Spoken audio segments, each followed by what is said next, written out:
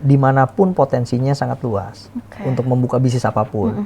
Yang paling penting adalah konsisten dalam berbisnis gitu. Lalu nggak hanya konsisten tapi juga bagaimana cara kita bisa berkolaborasi. Franchise yang paling murah dan cepat balik modalnya itu apa, Kak? Halo Sobat Milenial, balik lagi sama aku Zalfa di podcast Kaum Milenial. Oke, podcast kali ini kita akan membahas tentang dunia bisnis nih teman-teman, creativepreneur dan passive income. Karena jujur aja, sekarang ini banyak banget orang yang pengen jadi creativepreneur. Semua orang pengen punya yang namanya passive income. Dan tapi semua orang juga pengen punya bisnis yang cuma tinggal jalan aja nih. Nah, tapi gak banyak nih orang yang ngebahas gimana sih sistemnya, prosesnya kayak gimana. Emang benar segampang itu. Dan buat bongkar itu semua, kali ini kita kedatangan seorang yang bukan cuma ngomongin tentang ekonomi bisnis saja, tapi literally jadi bagian dari penggeraknya. Beliau adalah Ketua Badan Ekonomi Kreatif di Kamar Dagang dan Industri Kota Bekasi. Please welcome Kak Rifki Ardiansyah. Oke, boleh Kak say hi ke kamera? Halo semuanya. Oke, Kak Rifki ini seorang Ketua Badan Ekonomi Kreatif dan Industri di Kamar Dagang dan Industri Kota Bekasi ya Kak. Oke, boleh nggak sih Kak diceritain gimana awalnya Kak Rifki ini bisa nyemplung ke dunia creativepreneur ini? Ini emang passionnya, minatnya, atau kecemplung terus ya udah sekalian berenang? Oke, ya thank you Kak Zalfa. Yes. Ya, aku sekarang memang di Kadin Kota Bekasi. Kebetulan aku di amanahi lah sebagai Ketua Badan Ekonomi Kreatif gitu, dan diminta untuk bantu-bantu industri kreatif lah di Kota Bekasi. Oke, kalau ditanya soal creativepreneur kenapa bisa nyemplung? Yes. Iya, bisa kurang lebih memang kecebur di situ gitu, karena kecebur ya. Dulu memang kan aku kerjanya memang lebih di IT gitu ya. Terus aku pernah di investment company juga gitu. Nah, di sana sebelum di investment company pernah join di berbagai macam bidang company lah gitu. Salah satunya di bidang franchise, terusnya di bidang kuliner dan lain sebagainya gitu. Dan akhirnya kecemplung di sana. Tertarik tuh, udah mulai tertarik. Benar. Terus ngelihat potensinya juga. Oke, bantu UMKM segala macam. Ya akhirnya coba-coba bangun bisnis sendiri gitu. Oke, sekarang kan banyak banget nih orang yang pengen jadi creativepreneur, tapi di satu sisi lagi dikejar sama yang namanya passive income kan. Nah, sebelum kita bahas lebih lanjut ya, menurut Kak Rifki sendiri passive income itu apa sih Kak? Oke, passive income ya secara umum gitu ya adalah mungkin uang yang you investasikan dan menghasilkan profit gitu ya, bukan uang panas lah, uang dingin gitu, yang dimana ya passive income itu bisa banyak, bisa dari saham yang kamu tahu terus kamu dapat kamu taruh di sana dana dingin terus kamu dapat dividen atau kamu dapat keuntungan dari sana, atau kamu ya usaha franchise misalnya atau usaha waralaba dan kemitraan gitu, yang dimana kamu buka satu outlet misalnya ayam geprek gitu. Terus yang dimana kamu masih kerja juga, berarti kan passive income kamu ada di ayam geprek itu gitu. Kamu hire orang untuk jualan, kamu dapat penghasilan tambahan, itu bisa disebut passive income. Oke, duit, kalau disebut duit yang jalan sendiri itu benar atau enggak? Jalan sendiri enggak juga, karena duitnya itu kan mungkin kamu sisihin dari uang tabungan gitu, yang dimana uangnya bukan uang untuk keperluan kamu setiap harinya atau uang bulanan kamu gitu ya, uang yang memang buat operasional kamu lah gitu. Tapi itu uang yang memang fix untuk investasi gitu, uang yang kamu simpan untuk mungkin selain ada dana darurat, mungkin itu ya ini tabungan untuk investment gitu. Iya, benar. Harus dibedain antara uang yang buat kebutuhan Pasti, sama harus buat tabungan dan investasi gitu ya.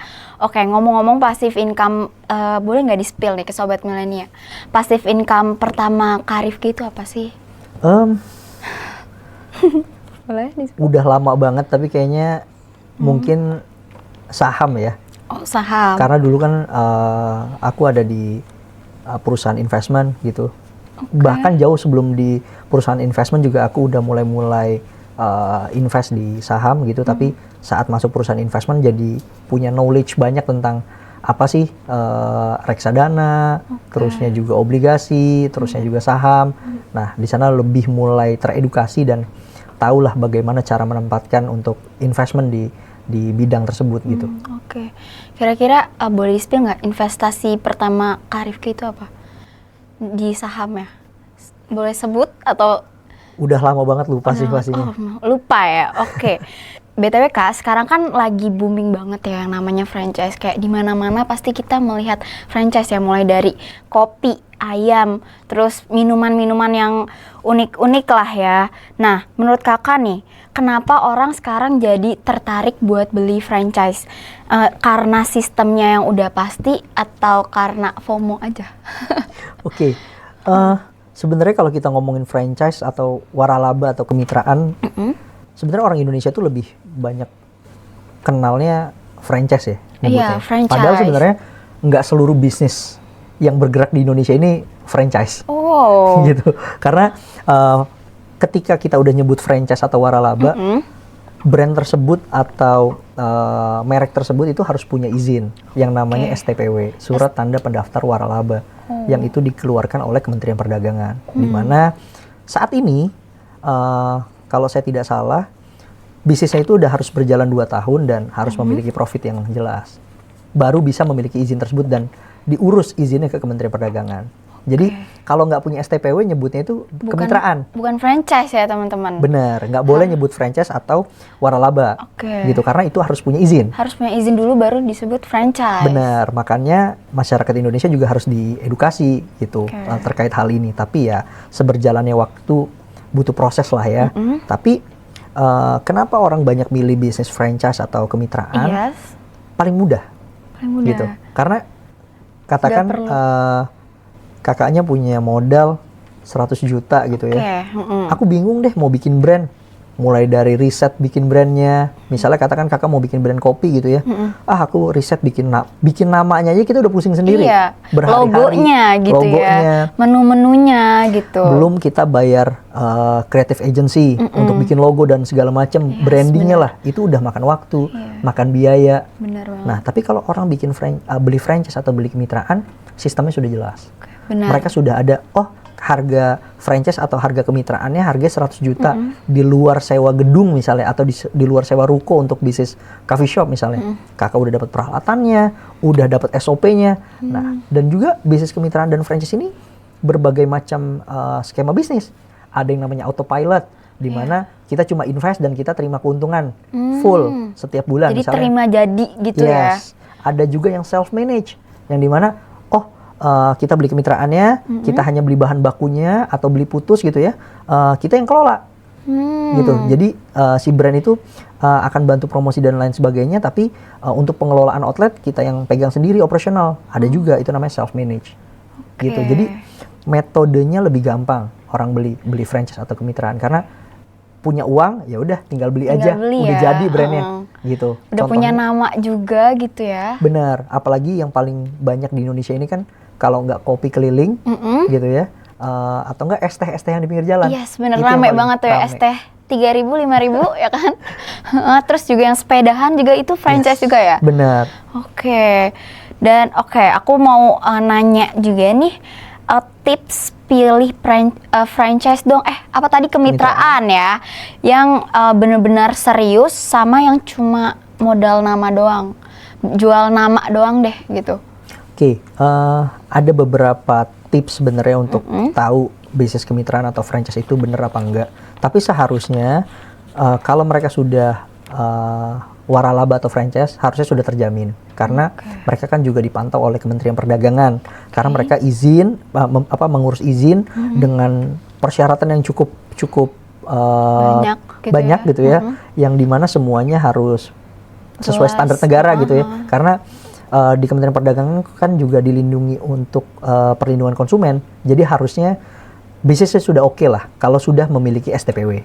Tapi kalau untuk kemitraan nih yang banyak gitu ya, yang pertama pastikan bisnisnya jelas dalam arti legalitas. Harus ditanyakan bisnisnya ini legalitasnya sudah PTK, CV, karena banyak juga bisnis kemitraan yang tidak berbadan hukum, yang hanya udah kamu sama aku aja nih, kita kerjasama tanpa ada notaris dan surat-surat gitu, cuma di atas kertas dan materai. Itu ada yang seperti itu. Jadi hati-hati ya, soal teman-teman. legalitas. Yang kedua adalah keseriusan mereka dalam membantu promosi. Kadang ada yang ketika mereka sudah beli gitu ya, dengan iming-iming, oh iya nanti kita bantu promosi, kita bantu untuk bantu jualin dan lain sebagainya. Tapi ternyata dia kabur. Wah. Gitu. Ya, Bahkan ada tuh yang kayak gitu, Kak? Ada banyak. Bahkan yang kita udah bayar, brand yang nggak sampai ke kita, barang yang nggak sampai ke kita juga ada. Waduh, teman-teman harus hati-hati ya. Hati-hati banget. Walaupun kadang nilai investmentnya bagi sebagian orang dianggap nggak terlalu besar ya, mungkin hanya berapa juta gitu, tapi ya itu kan tetap nominal gitu. Terusnya juga mungkin yang terakhir adalah kita lihat bahwa brandnya ini sudah berapa lama, terusnya laporan keuangan seperti apa. Karena banyak juga bisnis-bisnis kemitraan yang memalsukan laporan keuangan. Dia bilangnya untung nih, padahal saat kita cek outletnya sepi, nggak ada, sepi, bahkan nggak ada. Gitu. Mereka bilang kita udah punya 20 cabang, pas kita survei misalnya dia cuma punya 3 cabang ternyata. Gitu. Nah, jadi harus sangat berhati-hati sekali. Benar, saya harus hati-hati. Oh ya, BTW, Kakak nih punya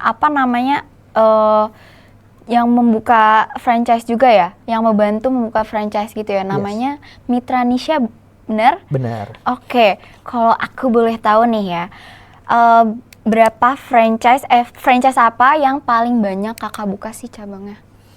Kalau franchise kita udah bantu banyak gitu ya. Mitra Nisha ini kita platform online yang dimana kita marketplace yang bantu jualin franchise dan kemitraan di Indonesia. Kita berdiri di tahun 2022 sampai sekarang, udah sekitar 4 tahun. Ya? Dan untuk kalau ditanya franchise apa, mostly 90% F&B pastinya. Oh, makanan ya, lagi hits banget ya soalnya makanan. Dan minuman ya.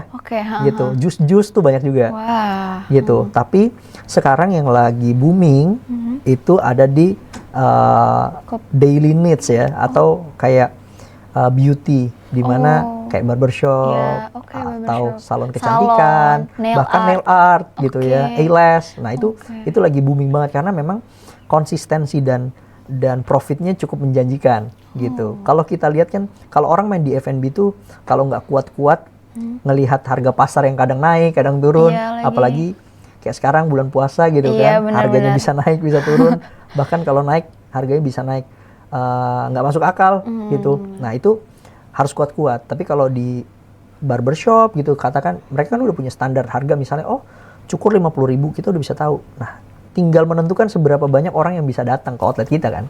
Gitu. Ininya ngaruh nggak, Kak? Lokasinya ngaruh ya? Ngaruh banget lokasi. Karena tidak hanya brand yang kuat, yang pasti satu branding. Walaupun even tempatnya kecil, terpencil, tapi kalau brandingnya kuat, sebenarnya orang kan mau datang-datang aja. Apalagi kalau udah viral. Udah tahu namanya gitu. Kesini aja. Pasti. Gitu ya. Tapi kalau punya lokasi yang bagus, yang strategis, itu juga menjanjikan. Contohnya nggak usah jauh-jauh kita ngomong franchise atau kita ngomong soal kemitraan gitu ya. Kalau kamu buka lahan parkir di depan stasiun aja udah pasti orang menjanjikan banget ya. Kan? Atau enggak kontrakan atau kos-kosan. Gitu. Benar. Itu udah paling bagus lah gitu. Tapi ya balik lagi kalau soal bisnis, untuk apapun sektor bisnisnya gitu ya, kalau tempatnya bagus ya harusnya hasilnya juga bagus. Tapi itu nggak jadi faktor penentu 100%. Banyak faktor lainnya, tadi branding, kualitas, itu kan semuanya harus disesuaikan. Iya benar, harus dijaga juga ya kualitasnya ya. Benar. Terus pernah buka franchise sampai luar negeri gitu nggak sih, Kak? Belum pernah. Tapi mitra kita ada yang sudah dapat investor untuk buka di luar negeri, itu di Dubai. Wow, jauh gitu. Banget ya. Dan bahkan dia buka beberapa outlet di Dubai Mall. Gitu. Dan sebenarnya waktu itu kita dapat tawaran untuk buka di Timur Leste. Jadi di Timur Leste itu waktu itu pernah ada permintaan untuk buka resto ayam geprek. Gitu. Cuma setelah kita hitung-hitung cost untuk transportnya, dari brandnya kurang masuk. Jadinya akhirnya kita belum meneruskan untuk lanjut lah seperti itu. Kalau di Indonesia paling jauh buka franchise di mana, Kak? Paling jauh Sulawesi ya. Sulawesi dan Aceh. Oke. Misalnya nih aku punya, kira-kira ini deh, franchise yang paling murah dan cepat balik modalnya itu apa, Kak? Kira-kira ada nggak? Cukup banyak, tapi yang paling banyak. rekomendasi mungkin boleh jualan es teh di pinggir jalan sih, itu cukup menjanjikan. Karena modalnya nggak terlalu besar, terus juga hampir setiap hari pasti habis. Iya sih benar, karena semua orang minum es teh Minum ya, es di teh. jalan aus udah ada es teh. Itu yang paling udah aja. simpel. Benar sih, benar. Kira-kira kalau misalkan tadi es teh kan, kira-kira balik modalnya tuh berapa lama sih? Itu tergantung ya, setiap brand kemitraan atau franchise, mereka punya laporan keuangan, mereka punya laporan balik modalnya berapa lama. Ada yang, investnya sekian, terus balik modalnya 3 bulan. Tapi dengan skema 3 bulan itu, setiap hari harus laku 100 piece misalnya. Ada Atau target. bukan target, tapi mereka punya hitungan, di mana kalau satu hari lakunya 50 piece, nanti keuntungan seharinya berapa? Berarti balik modalnya misalnya 10 bulan. Kalau lakunya 100 piece, seharinya berapa? Berarti bisa balik modalnya lebih cepat. Seperti itu. Jadi beli franchise atau kemitraan itu, pastikan hal-hal itu juga kita ketahui. Iya, gitu karena ya. mereka juga sudah punya hitungan kan. Kalau misalnya setiap hari ramenya yang beli 100, balik modalnya bisa 3 bulan. Tapi kalau yang beli cuma 50, mungkin jadi 10 bulan dan lain sebagainya. Nah, itu harus diperhatikan juga. Iya sih, benar-benar. Kemitraan apa sih, Kak, yang sekarang lagi rame gitu, yang orang tuh banyak beli gitu? Kira-kira apa? F&B masih dominasi Masih ya, mendominasi. pastinya. Gitu, karena semua masyarakat Indonesia mungkin suka jajan. Iya sih, benar ya. Apa-apa GoFood atau... Dan makanan healthy juga sekarang lagi booming gitu, kayak misalnya jus gitu ya, kemitraan jus, atau mungkin jamu atau jahe-jahe yang ada di pinggir jalan yang pakai gerobak. Sekarang lagi hits banget itu, Kak. Banyak banget. Banyak banget. Oh my God. Karena mungkin masyarakat Indonesia yang muda-muda udah jompo juga. Pada mereka mau sehat aja deh daripada yang lain gitu ya. Oke deh, kan seperti yang tadi aku bilang, kalau Kakak ini kan Ketua Badan Ekonomi Kreatif di Kamar Dagang Industri Kota Bekasi ya. Kak Rifki tuh udah aktif di ekonomi kreatif itu dari kapan sih, Kak? Oke, kalau di Kadin kebetulan aku baru sekitar 1 tahunan join di Kadin sebagai pengurus gitu ya. Tapi memang kalau untuk di ekonomi kreatif udah beberapa tahun gitu ya, udah jalan beberapa tahun. Tapi kalau untuk di Kadin sendiri baru sekitar 1 tahunan lah ya. Berarti 2025. Iya, 2024 akhir Oh. aku jadi pengurus Kadin Kota Bekasi. Oke, kalau menurut pandangan Kakak nih sebagai orang industri kreatif gitu ya, kondisi sekarang tuh lebih banyak peluangnya atau lebih banyak tantangannya nih? Dua-duanya sama menurutku. Tantangan itu pasti ada, selalu ada, apalagi untuk berbisnis gitu. Tapi kalau ditanya peluang, sebenarnya peluang itu apapun bisa jadi peluang gitu. Iya, kita ngobrol kayak gini aja bisa jadi peluang gitu. Bahkan semua itu bisa dicari lah, bisa dibuat. Contohnya kayak saya pernah posting di sosial media pribadi saya, itu saya lagi makan siang waktu itu sama salah satu teman pebisnis, dan yang satunya itu pejabat daerah lah gitu. Saya posting makan siang, terus berapa jam kemudian saya di postingan saya di komen orang, yang orang ini sahabat baik saya juga. Beliau aktor di Indonesia, gitu, cukup terkenal, dan beliau bilang, Mas Rifki, kira-kira bisa berapa banyak kumpulin UMKM dalam waktu 1 minggu, karena kita mau bikin event. Bayangin, jadi kesempatan itu bisa dari mana aja, hanya dari posting gitu. Nah itu bisa akhirnya jadi peluang. Saya bilang siap, kita bisa profit berapa yang dibutuhkan, saya bilang. Dan waktu itu saya sudah di Kadin juga, jadi kita sudah punya UMKM yang kita kurasi kan, jadi kita bisa kasih akses ke mereka. Dan akhirnya kita buat buat pameran gitu. Dari satu postingan yang hanya makan siang Bener, bisa bener. menghasilkan output yang cukup luar biasa. Iya, keren. Bener sih, peluang dari mana aja gitu ya, tinggal kita yang ngejalaninnya Bener banget. aja. Bener. Oke, mungkin banyak nih anak muda yang belum tahu Kadin itu perannya apa sih buat pengusaha gitu. Oke, secara umum Kadin itu kan Kamar Dagang dan Industri ya, Yes. di mana kita itu mitra strategis pemerintah, di mana kita itu sebenarnya bisa dibilang sebagai rumah besarnya para pengusaha di Indonesia lah. Terutama kalau karena saya di Kota Bekasi ya, kita rumahnya pengusaha di Kota Bekasi gitu, di mana seharusnya pengusaha-pengusaha itu masuk di dalam Kadin itu untuk berkolaborasi gitu, di mana karena kami mitra strategis pemerintah, jadi program-program pemerintah itu biasanya kami dikabari, mulai dari pembangunan daerah, mulai dari rapat paripurna apa yang akan terjadi di kota tersebut 1 tahun ke depan, di tahun ini dan lain sebagainya. Jadi kami itu yang punya akses ke pemerintah, salah satunya, di mana hal-hal itu adalah yang bisa kita share dan bisa kita publikasi kepada teman-teman pengusaha yang ada di Kadin. Menjembatani gitu, dimana mungkin salah satunya kayak di Kadin itu kan kita lagi ada program untuk sertifikasi halal gitu. Jadi di tahun kemarin alhamdulillah Kadin Kota Bekasi memberikan 1.000 sertifikat halal gratis kepada seluruh UMKM di Kota Bekasi.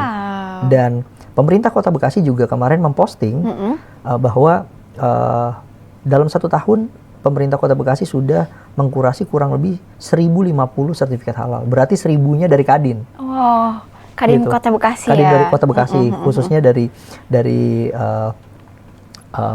para pegiat UMKM kita bantu seperti itu. Jadi hal-hal seperti itu. Jadi ada program pemerintah kita bantu jembatani. Jadi UMKM atau masyarakat juga bisa menerima dampaknya secara langsung.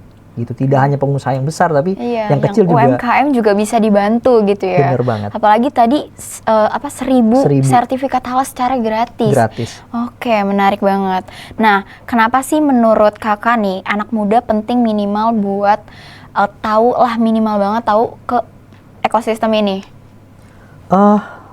Mungkin banyak anak muda tuh yang lebih taunya mungkin HIPMI ya, Himpunan Pengusaha Muda Indonesia gitu. Tapi karena mungkin kalau anak-anak sekarang kalau dengar Kadin tuh kayaknya agak old banget gitu ya, karena mungkin orang akan mikirnya wah tua banget Kadin, karena Kadin itu kan sebenarnya organisasi pemerintah, karena kami itu lahir lewat Kepres gitu, tidak seperti organisasi-organisasi lainnya yang memiliki SK Kemenhumham gitu ya. Jadi memang bisa dibilang kami itu cukup bukan eksklusif, tapi memang kami mitranya pemerintah gitu. Jadi mungkin anak-anak muda untuk masuk ke Kadin tuh mungkin satu mikirnya terlalu berat atau terlalu serius gitu. Sedangkan kalau di HIMI itu kan memang anak-anak muda semua gitu jadi, kan. Leluasa gitu ya. Benar, walaupun nggak menutup kemungkinan di Kadin juga banyak yang muda gitu sekarang. Apalagi kan seluruh banyak kok sekarang menteri juga yang muda gitu. Banyak Gen Z gitu benar, ya. Jadi kita di Kadin nggak menutup kemungkinan siapapun boleh join di Kadin gitu, asalkan mereka memenuhi syarat yang pastinya mereka punya usaha dan mereka pengusaha gitu. Jadi kita pasti terima. Oke, kalau ngomongin Bekasi sendiri deh Kak, sektor bisnis apa yang paling potensial di era sekarang ya in this economy buat dibangun di Bekasi nih? Yang paling potensial usaha apa sih gitu yang cocok buat di Bekasi? Bekasi itu terkenal dengan kulinernya gitu ya. Iya sih, banyak mulai ya dari yang western, mulai dari yang tradisional kayak gabus pucung dan lain sebagainya, itu masih eksis di Kota Bekasi. Iya, jadi benar. Sebenarnya nggak hanya di Kota Bekasi aja, dimanapun potensinya sangat luas untuk membuka bisnis apapun. Yang paling penting adalah konsisten dalam berbisnis gitu. Lalu nggak hanya konsisten, tapi juga bagaimana cara kita bisa berkolaborasi. Karena di era seperti sekarang penting banget kolaborasi. Iya, media sosial juga penting banget ya. Karena kalau kita nggak berkolaborasi, ya beda halnya kita punya uang banyak. gitu. Punya uang banyak pun, punya modal yang banyak, pasti akan berkolaborasi juga gitu. Karena ketika kamu buka coffee shop, supaya coffee shop kamu rame, paling simpelnya adalah guide komunitas. Misalnya komunitas motor untuk mereka kalau abis riding atau Boleh mau nih mampir kopdar gitu ya. bisa mampir ke coffee shop seperti itu. Jadi iya, kolaborasi sangat penting. Tidak hanya di Kota Bekasi tapi juga di seluruh sektor bisnis dimanapun itu ya harus konsistensi gitu dan kolaborasi pastinya. Tapi kalau di Kota Bekasi sendiri ya F&B masih merajai mendominasi sih. lah ya. Benar. Kira-kira tantangannya apa nih buat buka bisnis di Kota Bekasi, ada nggak tantangannya? Saingannya makin banyak ya. Saingannya makin banyak dan balik lagi konsistensi itu tidak hanya kita tekun jalanin bisnisnya tapi juga dari segi unik ya. Karena di Kota Bekasi kalau kita nyari coffee shop banyak kok yang udah keren-keren. Banyak yang udah ngasih live music gitu ya kan. Setiap weekend misalnya atau bahkan ada yang daily ada gitu, everyday. Nah, jadi harus pinter-pinter cari konsep. Benar. Harus pinter-pinter kolaborasi balik lagi karena contohnya gini, dia punya usaha coffee shop, punya lahan yang luas. Dia kolaborasinya sama yang tadi saya bilang, misalnya sama komunitas motor. Tapi kan komunitas motor nggak riding setiap hari. Apa nih yang setiap hari? Oh, ada tuh Zumba. Oh iya benar. Karena dia punya halaman yang luas gitu ya. Kolaborasi sama komunitas Zumba yang ibu-ibu mungkin senam Zumba setiap hari. Iya, gitu. pagi-pagi ya. Bener. Gitu. Terus setelah Zumba dia ngopi misalnya atau sarapan bisa itu bisa. Jadi memang potensinya besar sekali. Oke deh. Sekarang aku pengen tahu nih, Kak Rifki pernah nggak sih ngambil keputusan yang nekat gitu sampai kayak orang bilang, "Lu yakin?" gitu? Bangun bisnis ini sih, Mitranesia. Pernah ada yang ngeremehin gitu nggak, kayak emang bisa gitu? Mungkin kalau ngomong secara langsung nggak ada ya. Tapi ya saya pasti mendengar. Pasti ada lah gitu. Walaupun kita nggak mendengar secara langsung, tapi pasti ada. Tapi balik lagi karena memang saya punya ilmu di bidangnya. Dan saya juga belajar juga sama yang profesional, sama yang sudah expert juga. Karena kan aku bangun bisnis Mitranesia nggak hanya sendiri. Maksudnya aku juga konsultasi ke beberapa pengusaha, ke beberapa mentor. Karena setiap orang kalau mau mulai usaha harus punya mentor pastinya. Yes, benar. Gitu. Jadi aku udah nggak peduliin omongan orang lagi sih kayak gitu. Jadi ya udah, I just do it what I want gitu. Yang dimana aku jalanin aja gitu. Toh juga yang penting kita nggak ngerugiin orang. Yes, benar banget ya. Oke, kira-kira pernah nggak sih Kak kayak ngerasa, aduh kok gue kurang nih gitu, pernah nggak dalam hal ini gitu? Pasti gitu ya, karena kita harus improve terus gitu. Benar. Karena sebelumnya Mitranesia juga namanya itu Peluang.co. Kebetulan kita baru rebranding gitu, dimana lebih refreshment lah. Ya pastinya kan kita merasa melihat, mungkin sebelumnya kita punya kekurangan yang dimana kita harus improve. Nah, Mitranesia ini adalah improve dari Peluang.co sebelumnya. Seperti itu. Sekarang bayangin aja misalnya kakak mulai dari nol lagi nih. Bener-bener dari nol gitu, tanpa nama, tanpa relasi. Terus kira-kira apa hal yang paling kakak bangun duluan? Produk kah? Konten, bikin konten gitu, atau bangun circle atau relasi dulu? Pastinya semuanya harus dibangun bersamaan. Gitu ya. Nggak bisa duluan gitu? Iya, karena kalau di apa yang aku dapat ya, ya kita mulai aja dulu, gitu. Mau even nggak ada konten, karena dulu pun aku jual Peluang.co awal-awal itu belum ada konten. Sampai kita ketemu partner dan lain-lain, itu belum ada konten, gitu. Waktu itu cuma punya website yang sederhana, gitu ya. Itu pun kita udah bisa bantu closing UMKM, gitu. Jadi perbanyak koneksi udah pasti, karena koneksi itu yang bakal bawa kita ketemu lebih banyak, gitu ya. Network kan, gitu. Dan ya mulai aja dulu, misalnya, aku mau mulai bisnisnya.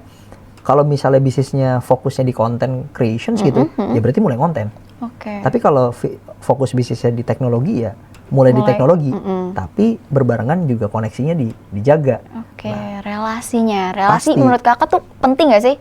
Number one. Nomor satu ya, benar-benar. Oke deh. Nah, terakhir nih Kak, buat anak muda yang mungkin yang punya passive income, tapi masih belum bisa bedain yang namanya aset, aset yang benar-benar aset, sama aset Instagram yang cuma branding doang. Sebenarnya hal ini pilihan. Kalau aset sosial media atau aset branding itu kan balik lagi ke orangnya. Orangnya mau personal branding atau enggak gitu. Karena ada juga bahkan banyak loh pengusaha-pengusaha yang nggak personal branding tapi uangnya Ada gitu nggak ya. berseri gitu ya. Itu banyak gitu. Yang kemana-mana cuma pakai sarung di apa namanya di daerah-daerah itu banyak banget gitu. Jadi balik lagi keinginannya seperti apa. Tapi di zaman sosial media kalau ketika kita mau memulai dan you pede untuk konten, iya just do it gitu. Karena engagement sosial media powerful banget Iya, gitu. lagi tinggi banget ya konten Pasti. kreator gitu ya. Benar sih, benar. Oke, nggak kerasa ya teman-teman, obrolan kita nih udah habis ya durasinya ya. Oke deh teman-teman, sekian aja obrolan dari kita bareng aku Zalfa dan Kak Rifki. Semoga pesan yang disampaikan oleh Kak Rifki bermanfaat ya bagi teman-teman semua. Oke, sekian ya Sobat Milenia. See you.